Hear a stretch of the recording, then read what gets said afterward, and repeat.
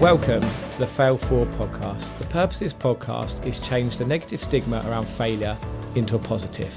Failure is only a negative if we do not learn from it and we give up. Welcome back to the Fail Forward podcast. Before I start this episode, I just want to say thank you to everybody for listening, sharing and subscribing. The podcast in the recent weeks have gone from maybe 100 listeners and downloads a week to now 300, 400, 500 downloads a week. So the compound effect is really working, and I really appreciate everybody for listening in and sharing, and I've been tagged in lots of things, and the momentum's really gaining for the Fail Forward podcast. And I know some people haven't been able to quite compute what fail forward is because it's such a negative word. But actually now we're showing the world what it needs to do to actually turn failure into a positive, and how we can all learn and change, adapt. I don't believe in failure. I just believe in winning or learning. And that's essentially, if we don't win, we learn. So I just wanted to say thank you to everybody for your continued support with this podcast, because it's going amazing places. And if you are listening and you've not subscribed, now's your chance just to click the little button and subscribe to the podcast. And thank you to everyone who's been leaving the reviews as well, because it goes such a long way for me to be able to get this message out to the world so we can stop fearing failure and people can really live their goals and dreams. You can take the shackles off and really just see life as a game, just the way you play it and making the right decisions. And if you don't make the right decision, then you learn from it. So thank you. So what we're going to talk about today is time. We've talked about it quite a lot on this podcast already, but I wanted to go into a bit of a deeper dive on how you guys can save time, be more efficient, because ultimately one of the things that is very limited in life is the time that we have, the time we have on this planet, the time we have in a day, and how we can be more efficient. When I lost everything, I had to be really efficient with my time. We were living in a rented accommodation. We had mould up to the ceiling in my baby boy Ned's room. He was 6 months old at the time. And what that really did is it gave me a burning desire to fulfill my primary objective in life, and that is to be able to look after my children and my family. And at that time, I felt like I wasn't hitting that objective. So I had a massive drive of energy, but I had to be really efficient with my time. And today I'm going to talk about a few things that I learned in that time to be able to almost hack time and be able to get results and efficiency and productivity in the quickest way possible, so we could make some money back, so I could actually take my family out of that horrible, wet, damp bungalow that we were living in into a nicer place that we could live, and I could feel that my children and family were safe. So here we go. First thing on how to save time is leveraging other people's time. And someone asked me the other day, what does leveraging mean? Well, leveraging means you're using somebody else's time. You're taking from them, you're getting somebody into your organization, whether it be a virtual assistant, a personal assistant, whether it be a member of staff, whether it be a contractor, but you're leveraging their time so you don't have to do things. So one of the biggest things that I can say is to try, as you're growing and building your business, or even in your life, day-to-day life, who can you leverage? Because at first I didn't have many people. I didn't have any money to leverage other people's time. So I had to be really resourceful. One of the things we did when we were getting into the property game is we were sending direct to vendor letters. So we were getting these nice bright yellow envelopes and we were handwriting letters, which all take time. But that's not the best use of my time. Anybody could be doing that I give the right instructions to. So we actually leveraged Sophie, who works for me, I've talked about before. She's my right-hand woman. She's been with me 9+ years. She's amazing. Well, her younger niece, Harriet, which actually, she works for us now. She's now 19 years old, and she's actually doing all of our bookkeeping and our accounts for us. But she was 16 and she just needed to earn some extra money. So we paid Harriet a small amount of money to do these letters, put the stamps on, write the envelopes and send them out. So when I talk about leveraging time, if you're sat there thinking, well, I don't have resource to do that, there's always people, family, friends to start off with of ways that you can leverage that out. You've got to be thinking with your time, is this the best use of my time to get me to my goal? Because quite often there are highly important tasks you need to do in your life, but anybody can do them. And one of the biggest failings I see of people that I mentor or people in the business world is they say things like, if you need a job doing, right, do it yourself.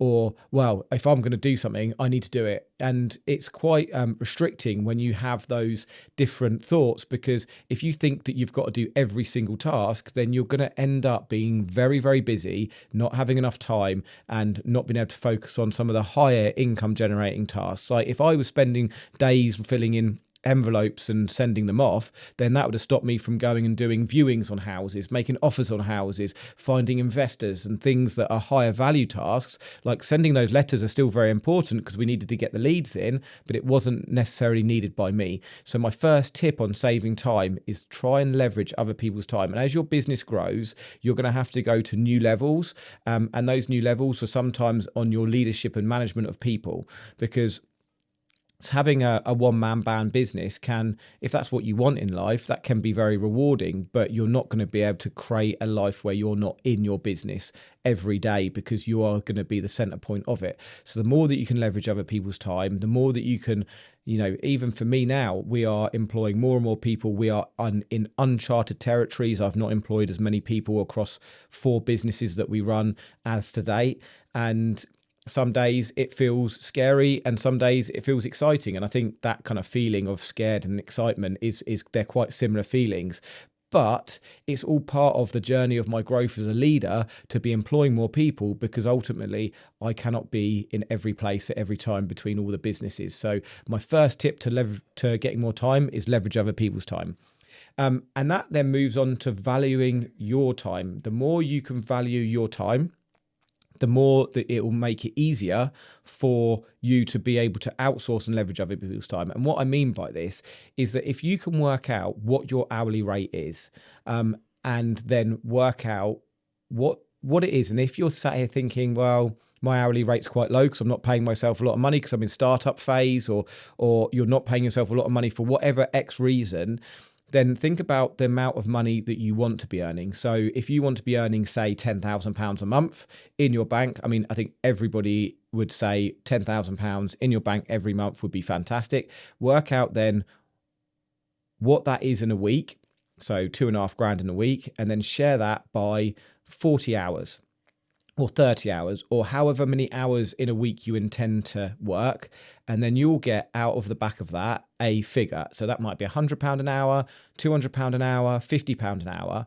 But when you value your own time, when you then go to try and leverage someone else's time, or you think, shall I do it? And you're doing what I would call a £10 task. I'm not talking about £10 an hour task, but they're low value tasks, but important to the business still.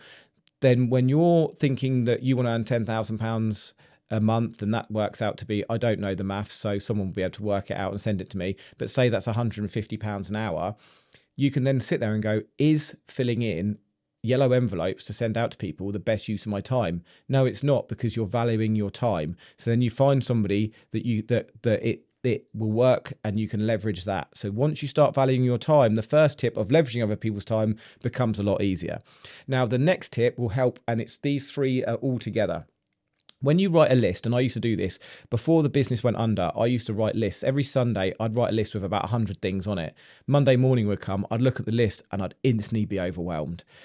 Someone told me the other day, actually, if you have more than 3 things on your list, that overwhelms your mind. So having more than 3 things, 10, 20, 30 things on your list will be overwhelming. And what overwhelm leads to is procrastination, and maybe lack of productivity, lack of morale, lack of motivation. So it's really important when you write a list, and this is a key tip, is to write out your list of whatever it is that you need to do for that week or that month, of the 10, 15, 20 tasks. And when you write the list out, start writing next to every single task who in your organization or your network of people can do that task for you. So instantly you're writing down everything needs to be done. Then next to that task, you're going to write Joe, Harriet, Sophie, Mike, whoever it is in your organization, your team, your virtual assistant. And when we're talking about virtual assistants, by the way, you can get a virtual assistant from the Philippines for $4 an hour. And they can do pretty much anything anyone can do in this country. And for them, even though that sounds really low, and I do everything morally sound, that's a great wage for someone in the Philippines. If they do a full week, they'll be on the same amount as a doctor. So there's so many ways, affordable ways to be able to leverage other people's time.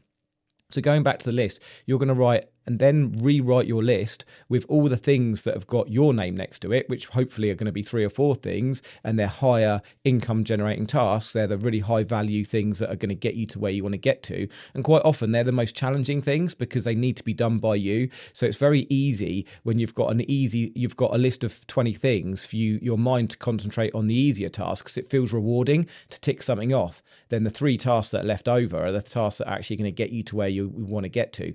So it's really important to be writing 2 lists and be leveraging out the important tasks, but can be done by anyone tasks. And then it focuses on you to then be able to do the real high income generating tasks. So write a list, then rewrite it with delegating it to your team. The next thing that I absolutely love are WhatsApp voice notes. So WhatsApp voice notes have changed my life for many reasons. I am a person who enjoys talking, as you can see, and as you've probably heard for many episodes, I can talk for hours, which means that sometimes phoning up a member of staff or a team to have a conversation with them, to ask them to do a small task like, can you send those letters out to XYZ, could turn into a 20-minute phone conversation, because of course I'm going to ask them how their weekend was, how life is, and all of the niceties that of course have to be done. But if you do that 3 or 4 times a day, suddenly those 20 minutes add up to hours, and that's taking a lot of your time up. Whereas in a WhatsApp voice note, you can be direct, you can get across in a precise way exactly what you want to happen, what it means for the person who's receiving it. They can listen to it 3, 4, 5 times. So if you tell somebody a really important thing over the phone, they're hearing it once, and then that's all they've got to go by is that one phone call, and they might have to phone you back and ask you more questions about it. But if you can articulate yourself, and this is why I prefer it over to text messages, because a text message could be a really long, really wordy, and you don't get expression and context in it. With a WhatsApp voice note, you can get exactly what you want across. You can itemize everything out. Then the person receiving it can listen to it 3 or 4 times, write notes, go back to it halfway through. So it saves a lot of time.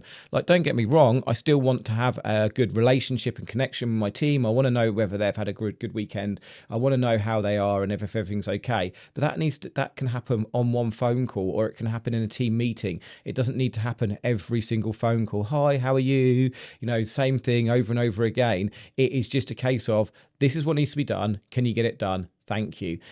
As a receiver of WhatsApp voice notes, because where I mentor, I think it's about 26 tree surgeons now in my tree surgery mastermind, the best way that I say to communicate with me is by voice note. But sometimes I will get a 10, 15 minute long voice note. And a lot of people and are naturally, because you're thinking about what you're doing.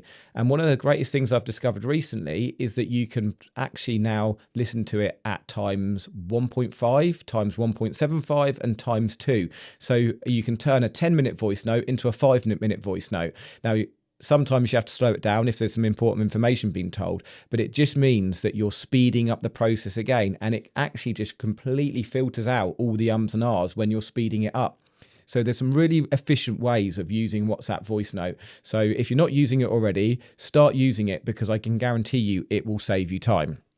The other thing with time saving is systems and automation. The more you can systemize your business, use things, CRM software like we use Infusionsoft Keep, where we can automate all of our emails. So if someone comes into our funnel, it will then send them 10 emails over the next 10 weeks telling us all about the services and giving people calls to actions. Once that's set up, that could serve 100, 1,000 clients who are coming into our systems. And that costs us about £60 a month for that CRM, £70 a month. So the more that you can use automation, and you can lean into things like ChatGPT, AI, the systems, the automation, the tech that we have out there. And I'm not tech minded, but there's lots of people out there that are. The more that you can use the systemization and automation, it will save you hours of time. It will save you and your team a lot of time, and then you can be more efficient and more productive. The next thing is get a mentor. I believe that the biggest life hack that you can possibly get is get a mentor who has walked the path that you want to walk. What I do every time I want to start a new revenue stream, I want to start a podcast, I want to start a podcast, I found somebody who was amazing at podcasts and I went and did their course. I did their mastermind and learned about it. I did the same with service accommodation. I went to Progressive Property. I'm now a mentor for Progressive Property, but I went in, I did their service accommodation course, I joined their mastermind. I've done the same with Expert Empires and Nick James. He delivers masterminds. I wanted to create a tree surgery mastermind. I followed Nick, I followed what he's done, and I'm emulating him. So when you actually find somebody who's done what you've done before, the great thing is you get to understand all of the mistakes they've made, all of the different failures they've made, because they're learning from it, and you get to hack that and listen. One of the biggest things I suggest, though, is don't let your ego get in the way, because a lot of people, we all have egos. A lot of people already think that they know it all, or they'll sit and listen to somebody and go, I know this. But as my mentor, Rob Moore, says, to know and not to do is to not know.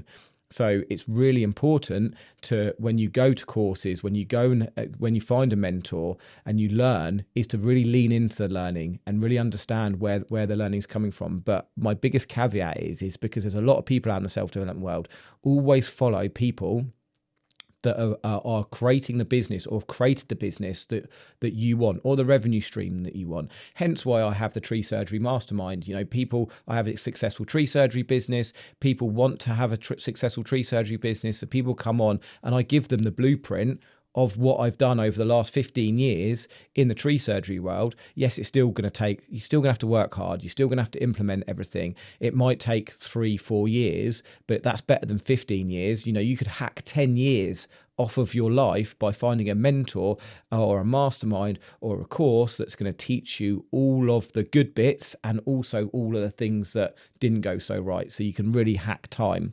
And the last thing is social media. Now, social media is a massive time draw. It's probably the biggest time draw. They have scientists, they have therapists, they have people that understand the human brain in Silicon Valley, and their job is to understand how they can get human beings to give social media platforms more attention. The more attention Facebook gets, TikTok, whatever, the more TikTok get paid, because the more they can charge advertising, and it works like that. As a consumer of social media, we are not the customer.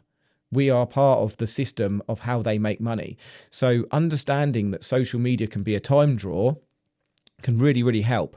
But recently, because I have to be honest with you, TikTok's like my guilty pleasure. A lot of people say, oh, TikTok's for kids, but I've got really drawn into losing half an hour on TikTok. But what I learned is the algorithm understands what you like. So if you watch people like David Goggins, and if you don't know David Goggins, he's like an I think Army SEAL, Marine. He's like the most insanely fit guy, and he's like a massive motivator.